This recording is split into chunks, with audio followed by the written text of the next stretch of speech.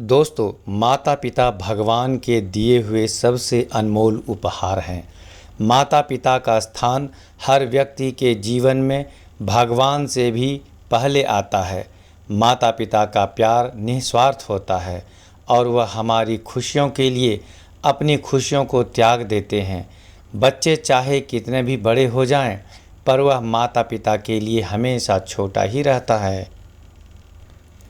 पद्म पुराण में कहा गया है, पिता स्वर्गः पिता धर्मः पिता ही परम तपः पितृप्रीतिमापन्ने सर्वाः प्रोन्नति देवता। अर्थात पिता ही स्वर्ग है, पिता ही धर्म है और पिता ही सर्वश्रेष्ठ तप है। पिता के प्रसन्न हो जाने से सभी देवता प्रसन्न हो जाते हैं।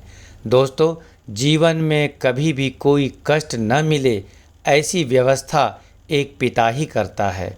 एक पिता की ख्वाहिश होती है कि उनका बेटा उनसे भी ज़्यादा कामयाब बने। शहरों में भले ही हमारे घर नंबर से जाने जाते हैं, लेकिन गाँवों में आज भी हमारे घर हमारे पिता के नाम से जाने जाते हैं।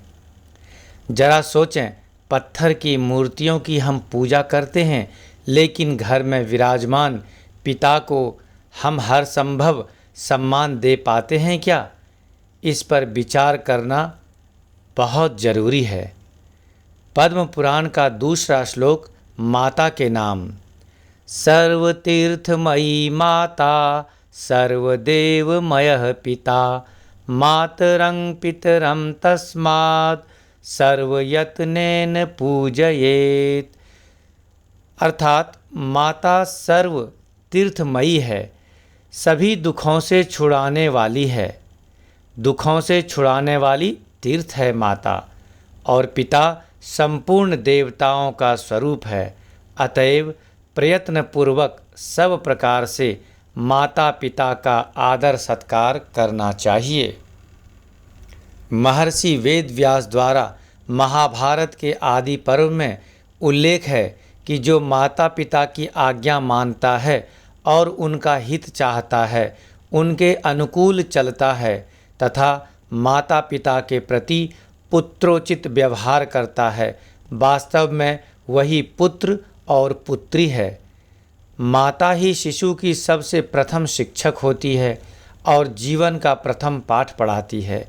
यदि वृद्धावस्था या इसके अतिरिक्त कभी भी माता से कोई भूल चूक हो जाए तो उसे प्यार से समझा देना चाहिए, न कि उनके साथ वाद विवाद करना चाहिए। माता का स्थान गुरु व भगवान से भी ऊपर माना गया है। वहीं पिता ही जन्म से लेकर युवावस्था तक हमारा पालन पोषण करते हैं। इसलिए मनुस्मृति के अनुसार माता पिता के साथ कभी वाद विवाद नहीं करना चाहिए। हम जब भी किसी मुसीबत में फंसते हैं तो सबसे पहले पिता को याद करते हैं और हमें उस समस्या का समाधान भी पिता ही बताते हैं। वृद्धावस्था में भी पिता अपने अनुभव के आधार पर हमारा मार्गदर्शन करते हैं। महाभारत में भी माता पिता की महिमा का एक महत्वपूर्ण प्रसंग यक्ष युधिष्ठिर संवाद के रूप में मिलता है। यक्ष ने युधिष्ठिर से पूछा कि पृथ्वी से भारी क्या है और आकाश से ऊंचा क्या है। इसका उत्तर युधिष्ठिर ने इस प्रकार दिया, माता गुरु तरा भूमे पिता चोच तरंग चखात। अर्थात माता पृथ्वी से भारी है और पिता आकाश से भी ऊंचा है। महाभारत यह भी बताता है कि माता के समान संतान का गुरु कोई दूसरा नहीं है। आकाश से भी ऊंचा पिता इसलिए होता है क्योंकि वह आपके लिए एक छत्र की भूमिका निभाते हैं। उनकी देखरेख और उनके होने के एहसास से ही आप खिल उठते हैं। आपके संसार में खिलने में पिता की भूमिका महत्वपूर्ण होती है। इसका अभिप्राय यह है कि पिता के हृदय आकाश में अपने पुत्र के लिए जो असीम प्यार होता है वह अवर्णनीय है। माता पिता की सीख जिंदगी में हमेशा काम आती है। आपकी ज़िंदगी में यदि पिता का कोई महत्व नहीं है तो आप ऊंचाइयों के सपने देखना छोड़ दें। हमें हमेशा याद रखना चाहिए कि देवतं ही पिता महत्, अर्थात पिता ही महान देवता है। वही माता के लिए कहा गया है न मातुः पर दैवतम, अर्थात माँ से बढ़कर कोई देव नहीं है। Please always remember there is no god better than mother. Valmiki Ramayan के अयोध्या कांड में भी पिता की सेवा करने व उनकी आज्ञा का पालन करने के महत्व का उल्लेख करते हुए कहा गया है कि पिता की सेवा अथवा उनकी आज्ञा का पालन करने से बढ़कर कोई धर्माचरण नहीं है।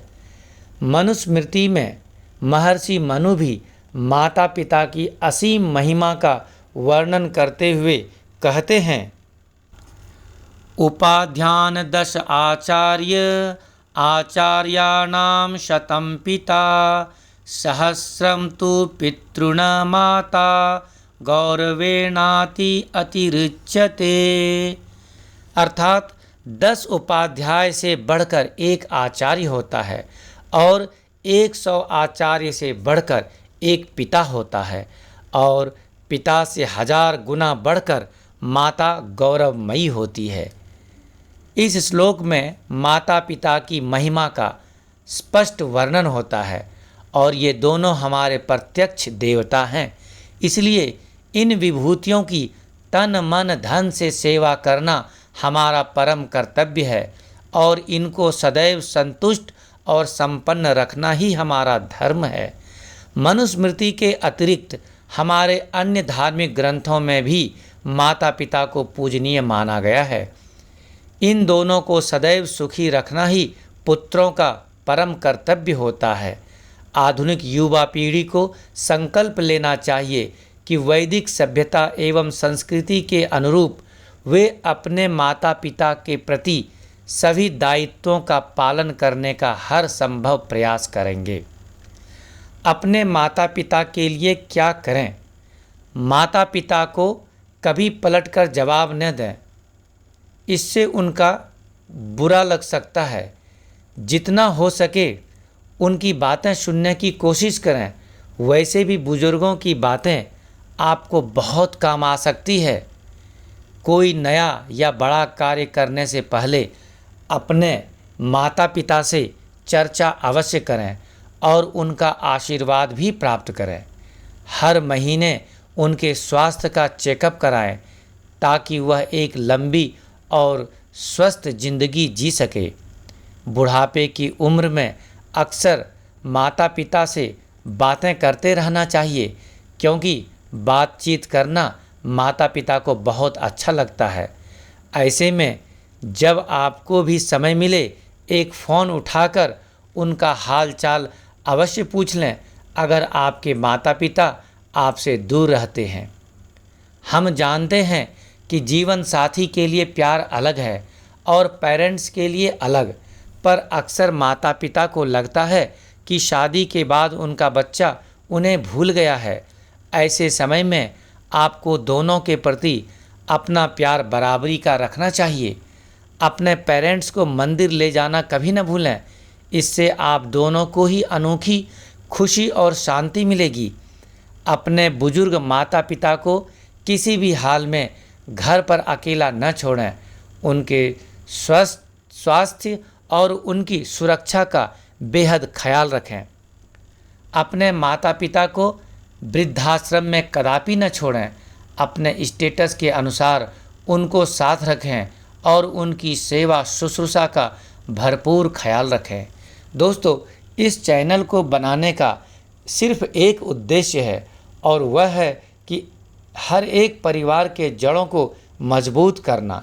इसलिए वीडियो में लिए गए कंटेंट बहुत सावधानी से चुना और सजाया गया है।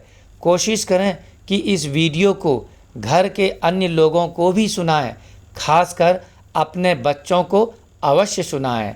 हमारे इस मुहिम में आपका साथ बहुत ज़रूरी है और हमें पूरा विश्वास है कि आपके मदद से हम प्रत्येक छोटे बड़े परिवार के जड़ों को मजबूत बना सकेंगे।